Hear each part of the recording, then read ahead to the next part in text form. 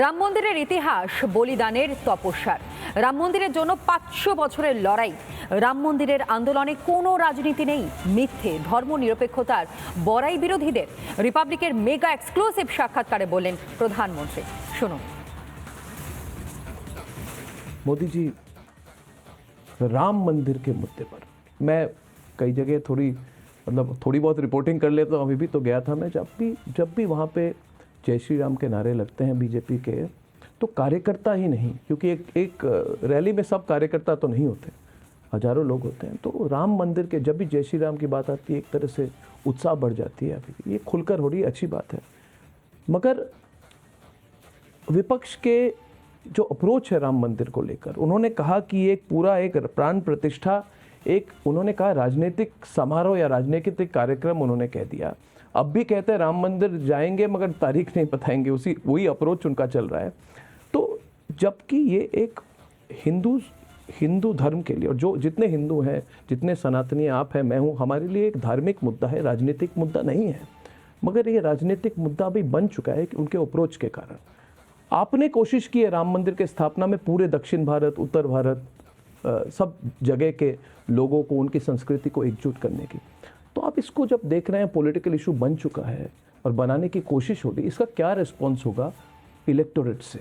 मैंने पहले इन सारे जो जिस प्रकार की भाषा लोग बोल रहे हैं ना जी, इनको एक सवाल पूछना चाहता हूँ। हमारे देश में अंग्रेज राज तो करते ही थे, सरकार तो चलाते थे और लोगों की भलाई का काम भी करते थे, रेलवे बनाते थे। क्या नहीं करते? क्या जरूरत थी आज़ादी का आंदोलन की?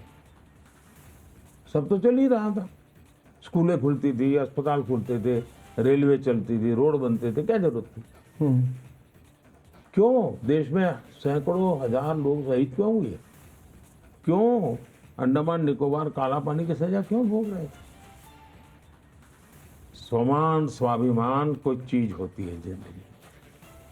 500 साल तक राम मंदिर के लिए शायद दुनिया के अंदर एक बहुत बड़ी घटना है कि एक श्रद्धा के लिए 500 साल तक एक समाज लड़ता रहा, हर व्यवस्था से लड़ता रहा जी। और मंदिर बना करके रहेंगे ये संगठन। पीढ़ी दर पीढ़ी लड़ाई चली है। सचमुच में तो ये 500 साल का इतिहास सिर्फ हिंदू को नहीं, दुनिया के हर समाज को इंस्पायर कर सकता है।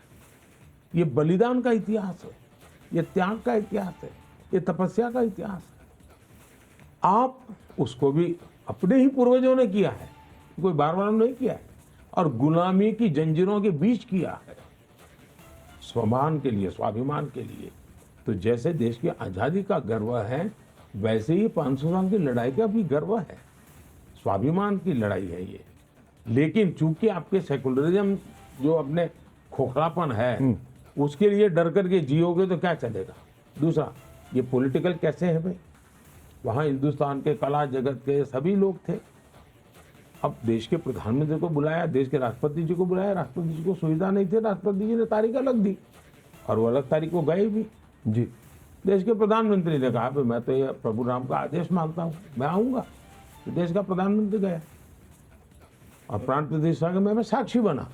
मुझे तो कोई हक नहीं है, वो तो पंडितों का और उसके शास्त्रों के जानकार लोगों का है। मैं एक साक्षी भाव से वहाँ बैठा था और मैं करके आया। और मैंने कहा था भाई, उस दिन मेरा भाषण भी क्या था कि हमारी यात्रा राम से राष्ट्र की तरफ है, हमारी यात्रा देव से देश की तरफ है। ये जो इंस्पिरेशन मिलता है वो देश की भलाई के काम आना चाहिए। दूसरा, ये राम मंदिर के जो ट्रस्टी हैं उनकी विशेषता देखिए साहब, उन्होंने जिन्होंने घोर विरोध किया था लगातार उनके भी यहाँ जाकर के निमंत्रण दिया, सम्मान दिया उनको, और ये मैसेज दिया कि भाई अब तक जो हुआ सो हुआ, अब सुप्रीम कोर्ट ने जजमेंट दे दिया है, चलो हम साथ मिलकर चले। उस निमंत्रण को उन्होंने ठीक करा दिया। दूसरी तरफ ऐसा ही निमंत्रण उन्होंने बाबरी मस्जिद का केस लड़ने वाले, राम मंदिर के खिलाफ अदालत में सुप्रीम कोर्ट तक लड़ने वाली 2-2, 3-3 पीढ़ी जिसकी लड़ती रही, वो इकबाल अंसारी, उनको भी निमंत्रण दिया। तो उन्होंने कहा भाई अब सुप्रीम कोर्ट का जजमेंट आ चुका है, अब मेरा गिला शिकवा कोई रहता नहीं है, और वो स्वयं प्राण प्रतिष्ठा के कार्यक्रम में आकर के बैठे। बैठे बैठे बैठे इतना ही नहीं, उन्होंने उनका जो गनमैन है जो हिंदू है, तो उन्होंने एक बाजार से राम मंदिर की प्रतिमूर्ति खरीद कर उसको गिफ्ट दी इकबाल अंसारी जी ने। अब मैं सोचता हूँ एक इकबाल अंसारी सच्चा सेकुलर है कि कांग्रेस सच्ची सेकुलर है? तो इस एक घटना से मुझे लगता है इकबाल अंसारी सच्चा सेकुलर है।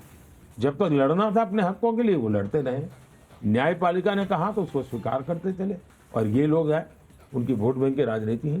तो देश इकबाल अंसारी को भी देखता है और शाही परिवार को भी देखता है और मूल्यांकन करता है कि आपने इसको ठुकरा दिया। राजनीतिकरण आपने किया है, वहां एक शब्द बोला नहीं गया है किसी के खिलाफ। इवन इतना बड़ा 500 साल के बाद सुप्रीम कोर्ट में विजय हुआ था, लेकिन हिंदुओं ने जश्न नहीं मनाया था, उत्सव नहीं मनाया था, पटाखे नहीं फोड़े थे। क्यों? हम किसी भी समाज को दुखी, किसी को पराजित, और मेरा तो उस दिन स्टेटमेंट था और औरों का भी था कि ये जय विजय का विषय नहीं है, ये सबको जोड़ने का अवसर है ये। तो जिस दिन राम जन्मभूमि का जजमेंट आया उस दिन भी सबको जोड़ने की बात हुई है, लेकिन दुर्भाग्य है कि कुछ लोगों को इस प्रकार की प्रवृत्ति के बिना अपनी वोट में बिखर जाएगी, इसकी चिंता है।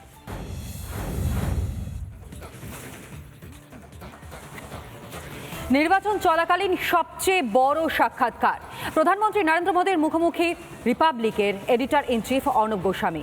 টুকরো টুকরো অংশ আপনাদের সামনে তুলে ধরলাম, আর এই পূর্ণাঙ্গ সাক্ষাৎকার দেখার জন্য অবশ্যই রাত 10টায় নজর থাকুক রিপাবলিক বাংলায়।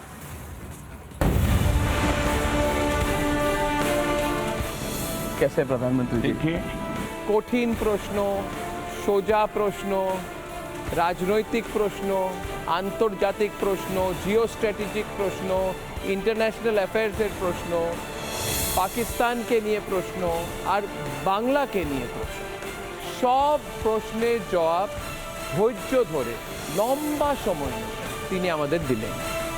এটা পুরোটা আপনারা প্লিজ দেখবেন। কঠিন প্রশ্ন, সোজা প্রশ্ন, রাজনৈতিক প্রশ্ন, আন্তর্জাতিক প্রশ্ন, জিও স্ট্র্যাটেজিক প্রশ্ন, ইন্টারন্যাশনাল অ্যাফেয়ার্সের প্রশ্ন, পাকিস্তানকে নিয়ে প্রশ্ন আর বাংলাকে নিয়ে প্রশ্ন, সব প্রশ্নের জবাব ধৈর্য ধরে লম্বা সময় নিয়ে তিনি আমাদের দিলেন। এটা পুরোটা আপনারা প্লিজ দেখবেন।